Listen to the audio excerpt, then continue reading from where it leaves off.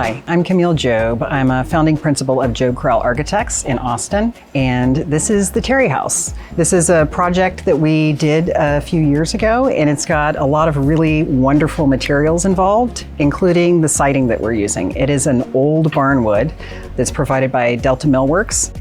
Delta has been a really good partner in figuring out exactly what wood would be the right wood and working with us on the exact size and scale of the pieces that we wanted to make the project really sing.